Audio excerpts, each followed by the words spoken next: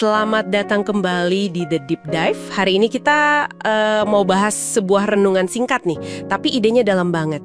Judulnya Statusku Tidak Goyah. Sumbernya dari teks refleksi pagi, kita coba gali ya, apa sih intinya buat Anda? Oke, kita langsung masuk aja ya. Jadi tema utamanya itu soal kontras. Kontras yang cukup jelas gitu. Di satu sisi kan ada jaminan-jaminan duniawi nih. Ya kayak pekerjaan, status sosial, pengakuan orang lah. Hal-hal yang kita tahu bisa banget naik turun. Kadang malah hilang sama sekali. Nah, sumber ini nawarin perspektif lain. Soal jaminan yang beda banget jenisnya. Katanya sih dari hubungan spiritual gitu. Penulis renungan ini ngambil dasar pemikirannya dari Alkitab. Tepatnya di 1 Yohanes 3 ayat 1. Di situ kan dibilang, lihatlah betapa besarnya kasih yang dikaruniakan Bapa kepada kita, sehingga kita disebut anak-anak Allah. Nah, ayat ini jadi fondasinya. Pertanyaannya, apa sih artinya anak Allah di sini? Nah, itu dia poin kuncinya. Fokus renungan ini emang ke pemahaman status permanen sebagai anak Allah. Yang ditekankan di sini, dan ini menurut saya cukup radikal ya, status ini tuh bukan sesuatu yang kita capai. Bukan karena usaha kita, prestasi, atau bahkan kelakuan baik. Sama sekali bukan. Sumber ini bilangnya ini pemberian murni, anugerah. Dasarnya cuma kasih aja. Oh, jadi murni pemberian ya, bukan hasil kerja keras? Betul. Dan ini beda banget sama status di dunia kan, yang seringkali kita harus kejar, pertahanin, buktiin terus nilainya. Wah, menarik banget ya cara dia membingkainya sebagai pemberian murni. Jadi kalau kita tarik nih, intinya buat Anda yang lagi dengerin, pesannya itu kayak ajakan gitu ya, buat memulai hari, setiap hari, dengan sadar akan status yang gak tergoyahkan ini. Ada kutipan bagus di teksnya, bunyinya gini, apapun yang terjadi hari ini, sehebat apapun pencapaianmu, atau sedalam apapun kesalahanmu, statusmu sebagai anaknya tidak akan pernah goyah.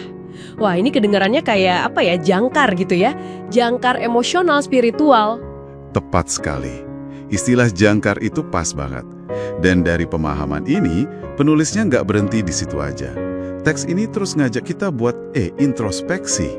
Ada pertanyaan reflektif yang lumayan tajam nih langsung buat Anda. Apakah aku masih mendasarkan harga diriku pada status duniawi? Ini pertanyaan yang ngajak kita jujur sama diri sendiri ya. Nanya ke dalam diri, di mana sih sebenarnya kita naruh nilai diri kita? Apa di hal-hal luar yang gampang berubah itu? Atau di status pemberian tadi? Pertanyaan itu memang langsung ke intinya banget ya.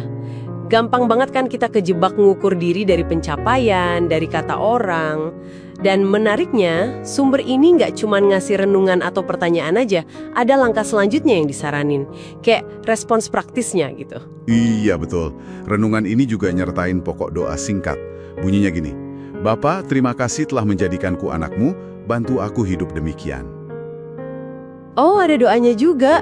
Iya, ini nunjukin kalau pemahaman status ini bukan cuma konsep teologis yang abstrak gitu ya, tapi sesuatu yang diharapkan bisa kelihatan dalam cara kita hidup sehari-hari. Ada aspek syukurnya, terima kasih, tapi juga ada permohonan, biar bisa hidup sesuai identitas itu. Bantu aku hidup demikian. Jadi ada dimensi aksi dan perubahan diri juga di sana. Oke, jadi kalau kita coba simpulkan ya, inti dari deep dive singkat kita ini. Gagasannya itu tentang identitas dasar kita yang solid, aman, stabil. Identitas yang menurut sumber ini ya, nggak ditentuin sama naik turunnya hidup, sukses atau gagal kata orang. Status sebagai anak Allah ini kayak sauh permanen gitu. Sesuatu yang bisa dipegang pas lagi nggak pasti. Iya, persis. Nah, sebagai penutup nih, coba kita bawa ini lebih jauh dikit buat Anda renungkan ya. Coba deh bayangin sebentar. Kalau Anda benar-benar bisa meresapi gagasan ini, gagasan soal status yang nggak tergantung performa atau validasi dari luar.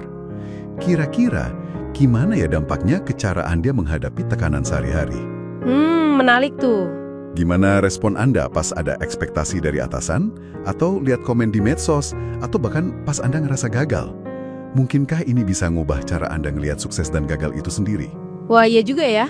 Nah, ini pertanyaan terbuka aja sih, yang menarik buat direnungkan lebih lanjut setelah deep dive kita selesai. Betul.